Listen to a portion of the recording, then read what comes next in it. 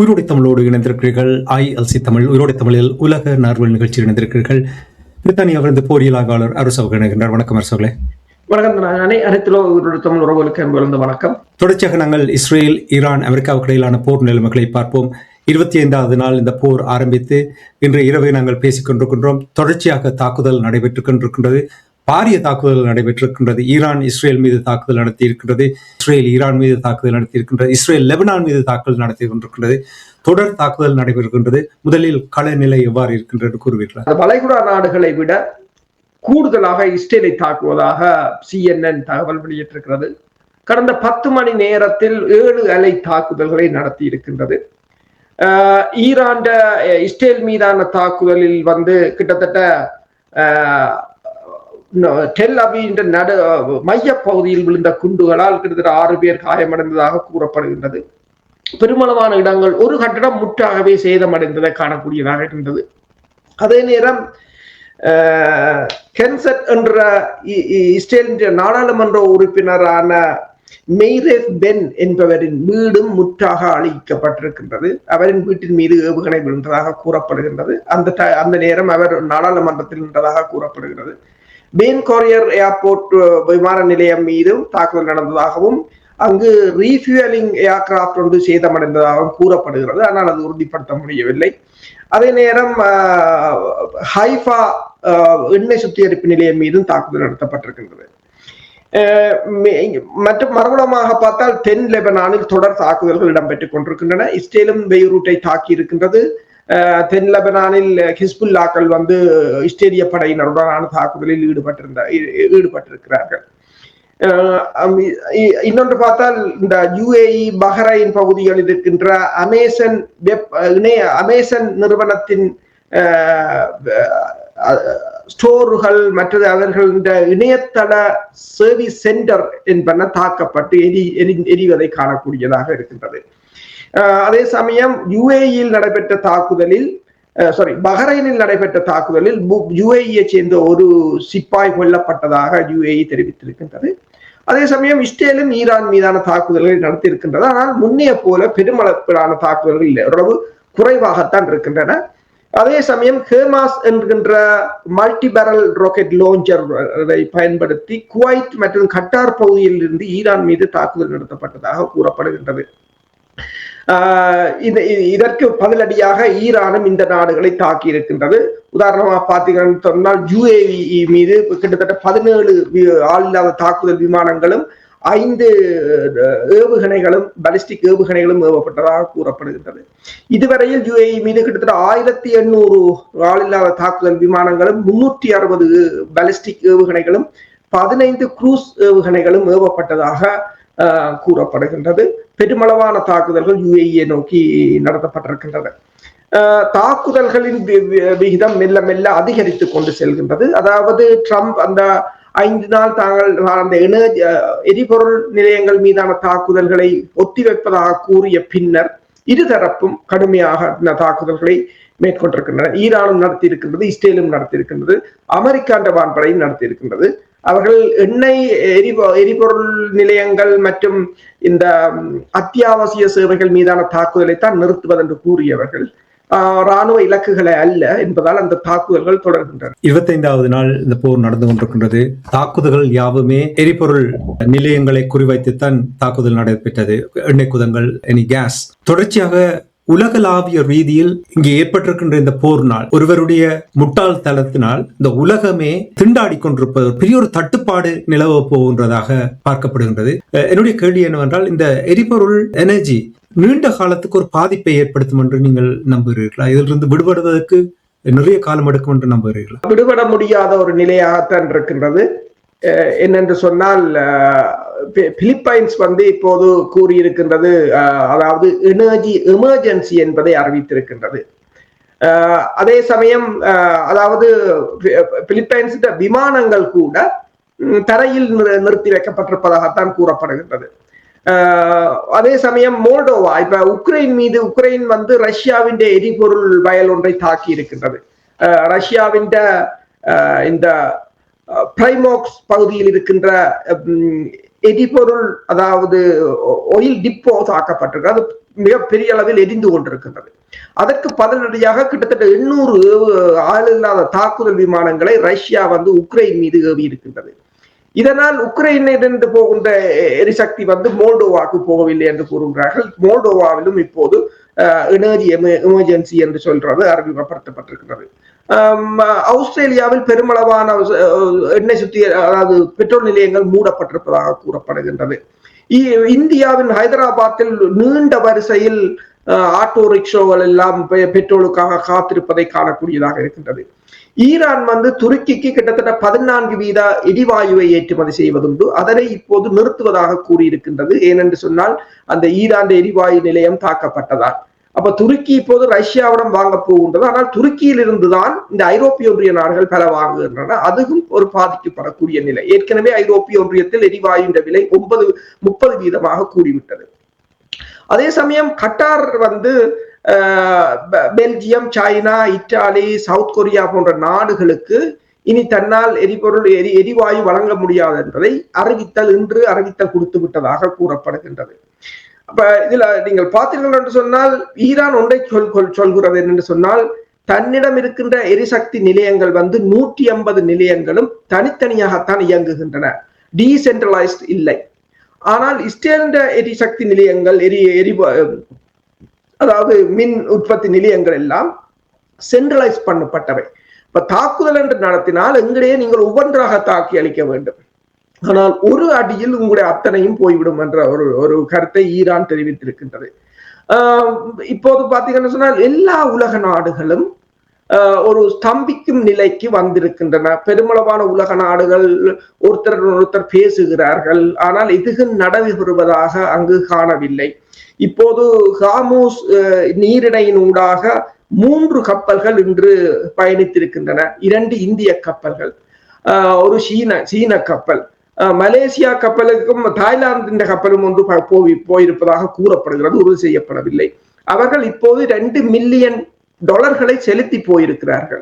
ஒரு பரலுக்கு $1 என்ற விகிதத்தில் எத்தனை மில்லியன் பரலை நீங்கள் கொண்டு போறீர்களோ அத்தனை மில்லியன் பணம் என்று சொல்லி அவர்கள் பணத்தை செலுத்தி விட்டதாக இப்ப பல இணையதளங்களும் செய்திகளை வெளியிட்டுக் கொண்டிருக்கின்றன. அப்ப ஈரான் கூறியிருக்கின்றது நட்பு நாடுகளான இப்ப பாகிஸ்தானோ, இந்தியாவோ, சீனாவோ, ரஷ்யாவோ, ரஷ்யாவுக்கு மேல் தேவையும் இல்லை, மற்றது மலேசியாவோ, இந்த நாடுகள் அதற்குள்ளால் போகலாம், ஆனால் பணத்தை செலுத்திவிட்டுத்தான் போக வேண்டும் என்ற ஒரு நிபந்தனையை போட்டிருக்கிறது ஈரான். அப்ப மெல்ல மெல்ல இன்று சில கப்பல்கள் போயிருக்கின்றன, ஆனால் பெருமளவான கப்பல்கள் அங்கு இன்னும் தேங்கிய நிலையில் நிற்பதாகத்தான் கூறப்படுகின்றது. அதாவது நேற்று ட்ரம்ப் அந்த எனர்ஜி அதாவது ட்ரம்பின் அறிவித்தல் கிட்டத்தட்ட $590 மில்லியன் ஒரு பந்தயம் கட்டப்பட்டதாகவும், அதாவது எரிபொருள் விலை கூடுமா குறையுமா அந்த தொகை எட்டின 15 நிமிடத்தில் ட்ரம்ப் இதை அறிவித்தார் என்றும், இதொரு உள்வீட்டு வேலை, சதி வேலை என்றும் இப்போது பிபிசி தொடக்கம் எல்லா ஊடகங்களும் போட்டிருக்கின்றன. இவர்கள் இந்த போரை பயன்படுத்தி தாங்கள் விளையாடி அதை பணத்தை சம்பாதித்திருக்கிறார்கள் என்று பலரும் இப்போது பல ஊடகங்களும் அதை வெளிக்கொண்டு வந்திருக்கின்றன. இன்சைடர்ஸ் என்று சொல்லி இந்த ஸ்டாக் மார்க்கெட்டை மனிப்புலேட் பண்ணுவது, பணத்தை சூறையாடுவது என்ற ஒரு குற்றச்சாட்டுக்களை முன்வைத்திருக்கிறார்கள். அவர்கள் கூறியது போல உடனடியாக குறைந்ததை தவிர இன்று திருப்பி பிரெண்ட் ஆயில் கிட்டத்தட்ட $103 மீண்டும் உயர்ந்து விட்டது. இதே பேட்டர்னைத்தான் கடந்த வாரமும் பார்த்தோம். திங்கட்கிழமை டொனால்ட் ட்ரம்ப் அவர்கள் இந்த போர் தொடர்பான கூறியவுடன் உடனடியாக க்ரூட் ஆயிலுடைய விலை இறங்கியது. அதே போல் நேற்று திங்கட்கிழமையும் கூட அதே வேலை தான் செய்திருக்கிறார்கள். பொறுத்திருந்து பார்ப்போம் இது என்ன தாக்கத்தை ஏற்படுத்த போகின்ற என்றால், பல நாடுகள் நீங்கள் கூறினீர்கள், இந்தியா, ஸ்ரீலங்கா, பாகிஸ்தான் போன்ற நாடுகள், பிலிப்பைன்ஸ் நீங்கள் கூறியது போல் எண்ணெய்க்கு வரிசையில் நிற்கின்றார்கள். அதனால் அங்கே கூட அடிபிடிகள் கூட வருவதற்கான வாய்ப்புகள் இருக்கின்றது என்றுதான் காவல்துறையினரையும் கொண்டு வந்து பெட்ரோல் ஸ்டேஷனில் நிறுத்தி இருக்கிறார்கள் என்று கூறுகிறார்கள். இனி அரசுகளை டொனால்ட் ட்ரம்ப் அவர்கள் ஒன்று தெளிவாக தெரிகிறது, இந்த போரை எப்படி முடிவுக்கு கொண்டு வர வேண்டும் என்று விரும்புகிறார் என்று தெளிவாக தெரிகிறது. ஆனால் தான் வெற்றி பெற்ற என்ற அந்த முடிவோடு தான் இந்த போரை நிறுத்த வேண்டும், அதற்கு ஒரு வழி தேடுவது போல் தான் தெரிகின்றது. இப்ப நேற்று கூறியிருந்தார், ஈரான் உடனடியாக பதிலடி கொடுத்திருந்தது, பேச்சுவார்த்தை நடக்கவில்லை என்று. ஆனால் இவர் ஈரானுடைய நட்பு நாடுகளோடு பேசிக் கொண்டிருப்பது போல் தெரிகின்றது. அதைத்தான் பேச்சுவார்த்தை நடத்துகிறார் என்று கூறியிருக்கிறார் போல் தெரிகிறது. பேச்சுவார்த்தைக்கு அலைஞ்சு திரிவதாக கூறப்படுகின்றது. இது தொடர்பாக என்ன அறிந்தீர்கள் நீங்கள்? பல நாடுகளும் இப்போது இந்த பேச்சுவார்த்தை களத்தில் குதித்திருக்கின்றன. ட்ரம்ப் இந்திய பிரதமர் நரேந்திர மோடியுடன் பேசியிருக்கின்றார். நரேந்திர மோடி இலங்கை அதிபர் அனுரகுமார் திசாநாயக்காவுடன் பேசியிருக்கின்றார். துருக்கி ஈரானுடன் பேசியிருக்கின்றது. ஓமான் ஈரானுடன் பேசியிருக்கின்றது. ஈரான் மலேசியாவுடன் பேசியிருக்கின்றது. இப்ப எதிர்வரும் வெள்ளிக்கிழமை மார்க் ரூபியோ இங்கு பிரான்சுக்கு ஈரான் போர் தொடர்பாக பேச்சுவார்த்தைக்கு வர உள்ளதாக தெரிவிக்கப்படுகிறது. அதாவது இந்த போர் ஆரம்பித்த பிற்பாடு முதலாவது வருகின்ற ஒரு மிக முக்கிய அரசு தலைவராக அரசு அதிகாரியாக மார்க் ரூபியோ தான் இருக்கிறார். அதே போல விட்கோஃப் வெளிவார அமைச்சருக்கு பேசியதாகவும் ஈரான் வெளிவார அமைச்சருக்கு தொடர்பு கொள்ள முயற்சித்ததாக கூறப்படுகிறது. ஈரான் அவர்களை தொடர்பு கொள்ள தொடர்ச்சியாக மறுத்து வருகின்றதாக கூறப்படுகின்றது. இதே நேரம் இஸ்ரேல் இதனை உன்னிப்பாக அவதானித்துக் கொண்டிருப்பதாகவும், அதாவது ட்ரம்ப் ஈரானிடம் சரணடைந்து விடக்கூடாது என்பதில் இஸ்ரேல் உறுதியாக நிற்பதாகவும் ஜெருசலம் போஸ்ட் தெரிவித்திருக்கின்றது. இப்ப மிகப்பெரிய ஒரு பதற்றமான சூழ்நிலையை எல்லா நாடுகளும் என்ற ஒவ்வொரு நாள் போக போக ஒவ்வொரு நாடுகளும் உள்ளகத்தில் உடைந்து விழுந்து கொண்டிருக்கின்றன என்றால் அவர்களோட இர்ரிவர்சிபிள் என்று சொல்றது. எல்லாம் நகர்ப்புற வாழ்க்கைகளுக்கு பழக்கப்பட்டவர்கள் மீண்டும் விறகுகளை கொளுத்தி சமைக்கிற அளவுக்கு அந்த சிஸ்டமும் அப்படி செய்யப்படவில்லை. அப்ப மக்கள் ஒன்றும் செய்ய முடியாத கேஸ் சிலிண்டருக்கு பழக்கப்பட்டவர்கள் எரிவாயுக்கு பழக்கப்பட்டு விட்டார்கள், மின்சாரத்துக்கு பழக்கப்பட்டு விட்டார்கள் என்ற ஒரு நிலையாக இருக்கின்றது. இதனை எவ்வாறு சமாளிப்பது என்று தெரியாத ஒரு நிலையாக இந்திய வெளியுறவு அமைச்சர் ஜெய்சங்கரும் விஜிதஹரத்துடன் பேசியதாக கூறப்படுகிறது. அதாவது குளோபல் சவுத்துல ஒரு மாற்றத்தை கொண்டு வருவதற்கு இப்போது ட்ரம்ப் முயற்சி செய்வதாக கூறுகிறது. சில சமயங்களில் அவர்கள் என்னென்று சொன்னால் இப்போ மேஜர் ஜெனரல் பிரண்டன் தலைமையிலான 82வது ஏர்போர்ன் டிவிஷன் 3000 துருப்பை உடனடியாக மத்திய கிழக்குக்கு செல்ல சொல்லி கூறியிருக்கிறார்கள். அதே நேரம் சீனா சொல்லி இருக்கின்றது இந்த ட்ரிபோலி கப்பல் இப்போது டியாகோ காசியோ பகுதியில் நிற்பதாகவும் இன்னும் ஒரு 5 நாட்களில் வந்துவிடும் மத்திய கிழக்கு என்று சொல்லி பல ஆயிரம் படையினரை தரையிறக்கும் உத்திகளும் இருப்பதாக கூறப்படுகிறது. அதே நேரம் சவுதி அரேபியாவின் மன்னர் பின் சல்மான் ட்ரம்பிடம் இந்த ஈரானை போரில் முடித்து விடுமாறு கேட்டிருப்பதாகவும் அதற்கு UAE ஆதரவு வழங்கியிருப்பதாகவும் எல்லா ஊடகங்களும் இன்று வெளிக்கொண்டு வந்திருக்கின்றன. அதாவது இது சமாதானம் மாதிரி ஒரு தோற்றப்பாடு வந்தாலும் ஒரு மிகப்பெரிய ஒரு பூகம்பத்துக்கு எல்லோரும் ஆயத்தப்படுத்துவது போலதான் தெரிகின்றது. ரஷ்யா ஈரான் வெளிவார அமைச்சருடன் பேசியிருக்கிறது. அப்போது இதை போரை தணிப்பதற்கான முயற்சிகள் வந்தால் அதை ஏற்றுக்கொள்ளுமாறு கேட்டிருக்கிறது. ஆனால் ரஷ்யா ஈரானுடன் தோளோடு தோல் நிற்கும் என்று சொல்லியும் அந்த அணு உலை மீது தாக்குதல் நடத்தினால் அது ரஷ்யாவே அதற்கான பதிலடியை கொடுக்கும் என்றும் கூறியிருக்கிறது. சீனா இப்போது கூறியிருக்கின்றது தான் எப்போதும் சீனா ஈரானுடன் தான் நிற்கிறதாகவும், ஆனால் ஒரு பேச்சுவார்த்தைகள் என்று வந்தால் அதற்கு தாங்கள் ஒத்துழைப்பு வழங்க தயார் என்றும். இதே நேரம் பாகிஸ்தான் அதிபர் ஈரான் அதிபருடன் பேசியிருக்கின்றார். அதாவது ஷெரீப் பெசஸ்கியானுடன் பேசியிருக்கின்றார். தாங்கள் தங்கள் நாட்டை பேச்சுவார்த்தைக்கு தருவதாகவும் அமெரிக்காவுக்கும் ஈரானுக்கும் இடையிலான பேச்சுவார்த்தைக்கு பாகிஸ்தான் மத்தியஸ்தம் வகிக்கும் என்று சொல்லி இருக்கின்றார்.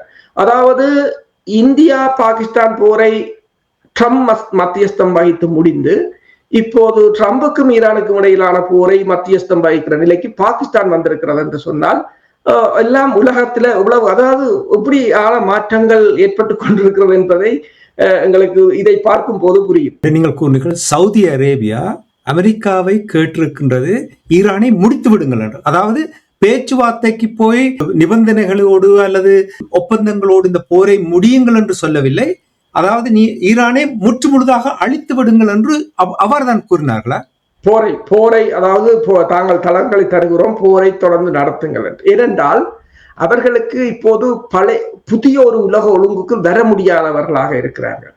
இனி இந்த போர் இப்படியே முடிந்தால் ஈரான் சூப்பர் பவர், அதை யாரும் மறக்க முடியாது. அப்ப இதை ஏற்றுக்கொள்ற நிலையில் இப்போது இவர்கள் இருவரும் இல்லை. இவர்களோட முதலீடுகள் முழுக்க அமெரிக்காவில். அதாவது இப்ப ஸ்காட் ரிட்டர் கூறியிருந்தார், வெள்ளைக்காரராகவும் பணக்காரராகவும் நீங்கள் இருந்தால் துபாய் உங்களுக்கு நல்ல நாடன்.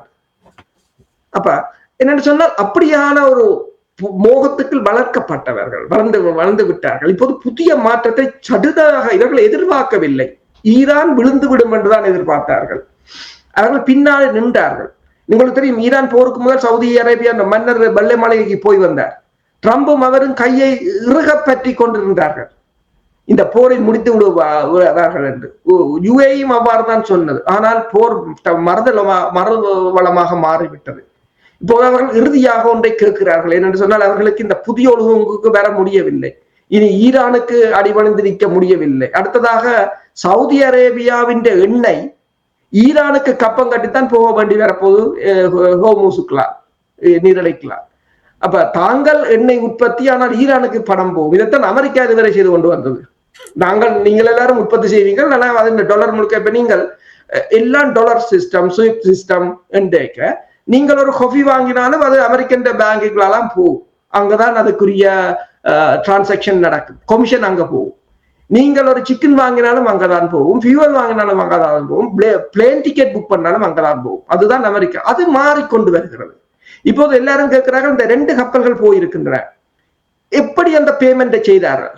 இப்போ யுவானில் செய்ததாகத்தான் கூறப்படுகிறது. யுவானில் செய்ததாக, அல்லது இந்த இதுவரையில் ஈரான் யுஏஇக்களால தான் இந்த பேமெண்ட் சிஸ்டத்தை வச்சிருந்தது. இப்போது யுஏஇயை விடுத்து வேற ஒரு சிஸ்டத்துக்கு மாறி இருப்பதாகவும் கூறுகிறார். என்று நான் ஒரு செவி ஒன்று பார்த்தேன். கட்டாருடைய அமைச்சர் ஒருவர் கூறினார், அந்த பிராந்தியத்திலிருந்து நாங்கள் போவதில்லை, ஈரான் எங்களுடைய அயல் நாடாகவும் இருக்க போகிறது.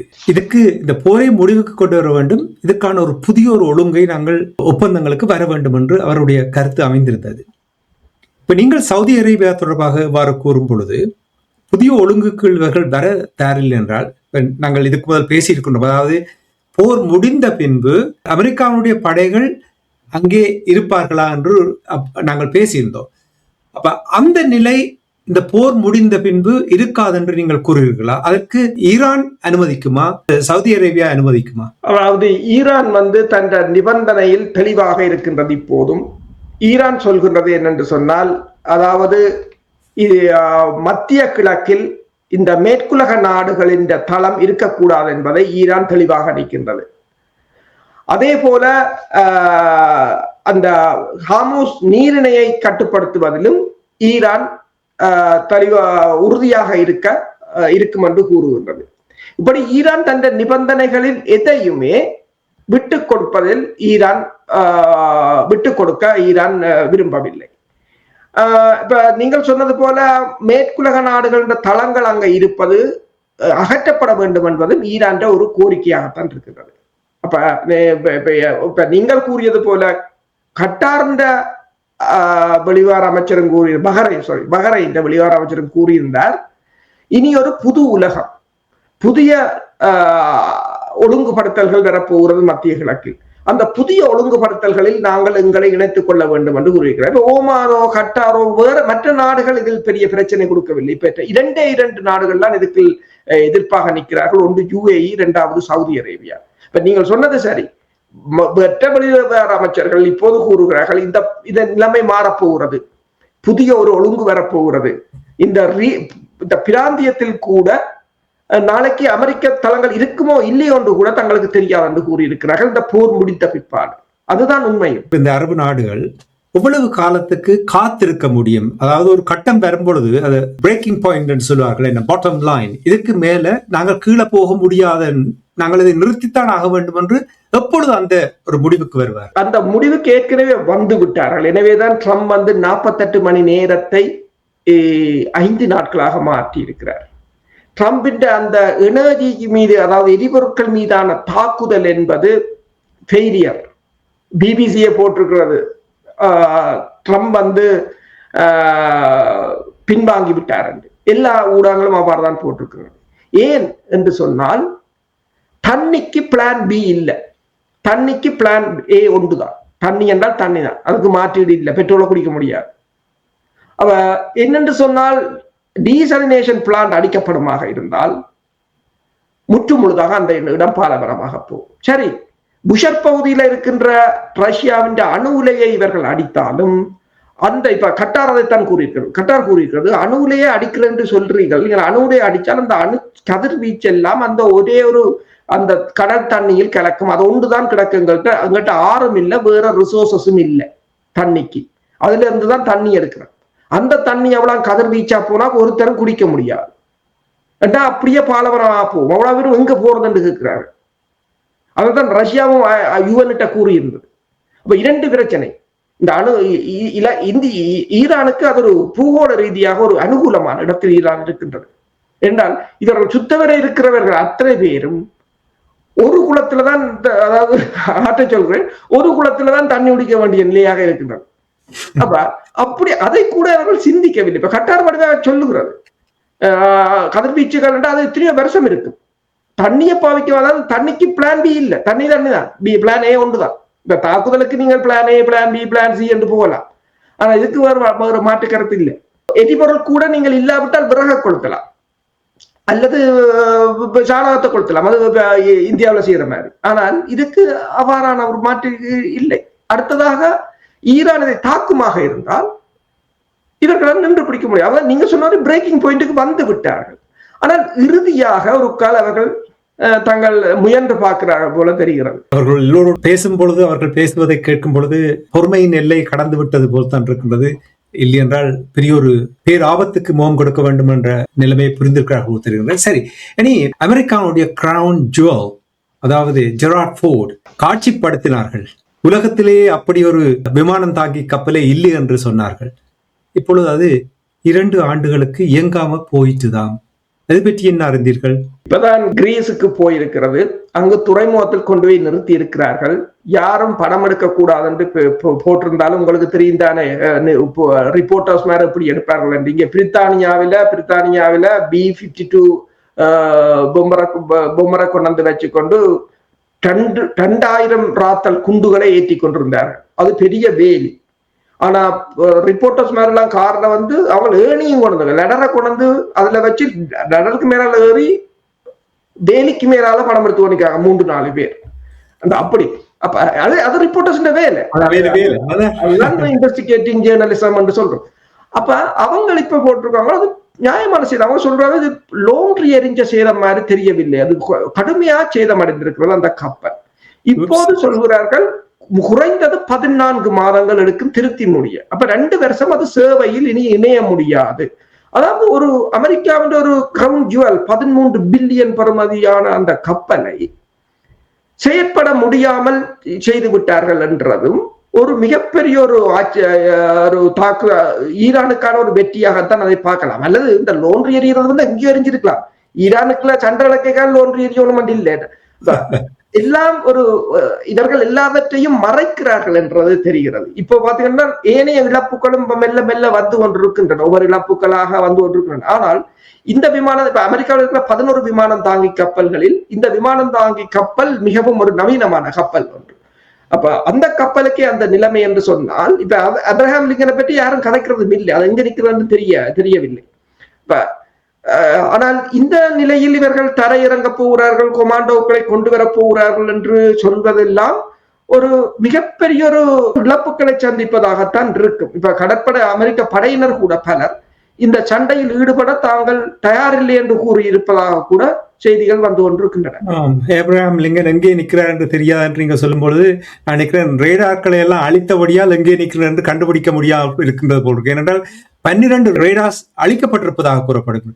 இதிலும் கூட நிறைய இழப்பாக பார்க்கப்படுகின்றது இல்லையா? இப்பதான் மெல்ல மெல்ல இழப்புகள் வெளிவந்து கொண்டிருக்கின்றன. துருக்கியின் புலனாய்வு தகவல்கள் அடிப்படையில் துருக்கி ஊடகம் கொண்டு வந்திருக்கின்றது 12 ரேடார் சிஸ்டம் முற்றாக அழிக்கப்பட்டிருப்பதாகவும் அது $3 பில்லியன் பெறுமதியானது என்றும் அது சொல்லி இருக்கின்றது. அதே சமயம் 20 விமானங்கள், அமெரிக்காவின் விமானங்கள் 20 விமானங்கள் இதுவரை அழிவடைந்திருப்பதாகவும் கூறப்படுகின்றது. அது மட்டுமில்லாது 5 பயணிகள் விமானம், ஒன்று UAE Airbus, Saudi Arabia Airbus, 3 Israel விமானங்கள் அழிவடைந்துள்ளதாக கூறப்படுகிறது. ஆனால் ஒவ்வொரு நாளும் இந்த எண்ணிக்கை கூடிக்கொண்டு போகிறது. இவர்கள் ஒன்றையும் எல்லாவற்றையும் மறைத்திருக்கிறார்களே தவிர இப்ப உலங்கு வானூர்திகள் கூட 2 அளிக்கப்பட்டிருக்கிறது. எத்தனையோ நவீன ரக உளவு விமானங்கள் அளிக்கப்பட்டிருக்கின்றன. மற்றது ரடார் மட்டுமில்ல, ஏவுகணை லோஞ்சர்கள், பேட்ரியாட் வகை லோஞ்சர்கள் கூட அளிக்கப்பட்டிருக்கின்றன. இன்று ஈரான் மேற்கொண்ட தாக்குதலில் ஈரானின் ஒரு ஏவுகணையை மறைப்பதற்கு 10 ஏவுகணைகளை கீழே இருந்து ஏவினார்கள். அந்த 10ஐயும் போட்டிருந்தார்கள் படத்தில்.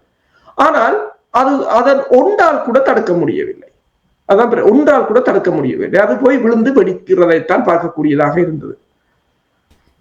நிறைவாக இந்த போருக்குள் லெபனான் இஸ்ரேலுக்கு இடையிலான போர் நடந்து கொண்டிருக்கிற நேரத்தில் லெபனான் ஈரானின் தூதுவரை வெளியேற்றி இருப்பதாக கூறப்படுகின்றது. ஏன் லெபனான் இந்த வேலைக்கு போனது?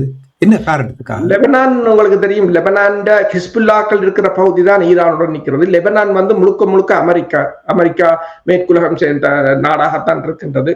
அங்கு அமெரிக்கர்கள் தான் கூட இருக்கிறார்கள் என்று கூட சொல்வார்கள். அப்ப இப்போது லெபனான் ஈரான் தூதுவரை வெளியேற்றி இருக்கின்றது. லெபனானில் வைத்து ஈரான் காட் படையினரை நேற்று இஸ்ரேல் தாக்கி இருந்தது.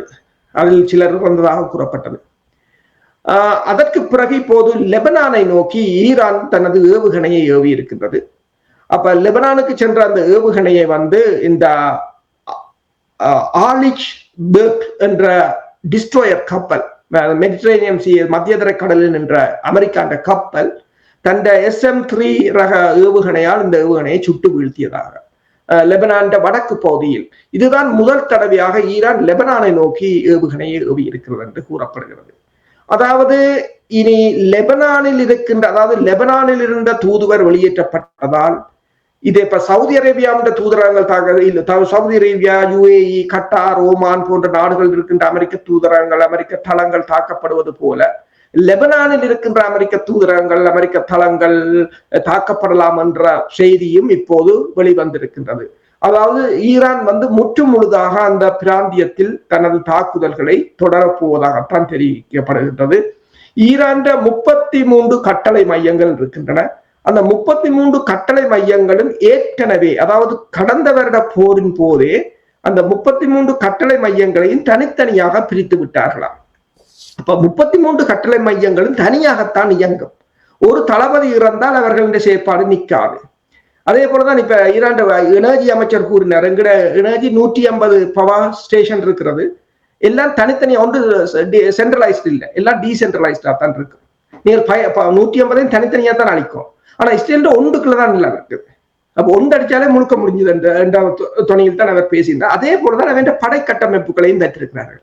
ஒன்றும் சென்ட்ரலைஸ்ட் இல்லை, எல்லாம் பிரிவாக இருக்கின்றது. நன்றி அரசுகளே. இந்த உலகம் பூரா நடக்கின்ற போரை பார்த்தால் இது 3வது உலக போர் போல் தான் தெரிகின்றது. அமெரிக்கா, இஸ்ரேல், லெபனான், ஈரான், மத்திய கிழக்கு நாடுகள் இருக்கின்ற 7 நாடுகள், ஈராக், யுக்ரைன், ரஷ்யா, ஆப்பிரிக்கா நாடுகள் நடக்கின்ற போர்கள், இந்தியா பாகிஸ்தான் போர், ஆப்கானிஸ்தான் போர், தாய்லாந்து, கம்போடியா, அப்படி பார்க்கும் பொழுது உலக போர் போல் தான் இருக்கின்றது. வேறொரு வடிவமும் எனக்கு தெரியவில்லை. உண்மைதான், நாங்கள் உலக போருக்குள் போய்விட்டோம் என்றது தெரிகிறது. ஆனால் இதிலிருந்து மீள முடியாத ஒரு நிலைக்கு நாங்கள் சென்றிருக்கின்றோம். ஒருவருக்கும் அது விளங்குவதில்லை. சேர்பிய அதிபர் கூறியது போலதான், இப்ப ட்ரம்ப் அந்த 5 நாள் தாக்குதலை நிறுத்தி வைத்திருந்தது என்பது கூட அவர் தன் வியாபாரத்துக்கு செய்ததை தவிர இந்த போரை முடிப்பதற்காக இல்லை. தாக்குதலை நிறுத்தவில்லையே, தாக்குதல் தொடர்ந்து, அதான் நீங்க சொல்வது போல் வியாபாரத்துக்காக என்று கூறலாம். நன்றி அரசோகளே. இன்றைய நிகழ்ச்சிகள் இணைந்து தற்பொழுதுள்ள நிலைமைகளை உயிரோடை தமிழ் உறவுகளுக்கு எடுத்து வந்தமைக்காக உயிரோடை தமிழ் அன்பர்கள் சார்பாக நன்றி குறிக்கும். மீண்டும் ஒரு நிகழ்ச்சி இணைந்திருப்போம். அதுவரைக்கும் நன்றி, வணக்கம். நன்றி, வணக்கம். எமது பார்வையாளர்களுக்கு வணக்கம். மக்களின் குரலாய் ஓங்கி ஒலிக்கும் இலக்கு மின்னிதழ் மற்றும் உயிரோடை தமிழ் வானொலி ஆகிய இவ்விரு ஊடகங்களும் உங்களைப் போன்ற எமது நேயர்கள், நண்பர்களின் ஆதரவிலேயே இயங்கி வருகின்றன. மிக குறைந்த வளங்களுடன் பல இடர்கள் மற்றும் தடைகளை தாண்டி பயணிக்கும் எமது ஊடகங்களின் பணிகள் மேலும் வளர உங்களால் முடிந்த நிதியுதவியை வழங்கி இன்னும் காத்திரமான செயற்பாடுகளை முன்னெடுக்க உதவுமாறு மிகவும் பணிவன்புடன் வேண்டி நிற்கின்றோம். உங்கள் பங்களிப்பு உங்களின் உரிமை குரலாய் ஓங்கி ஒலிக்கும். நன்றி.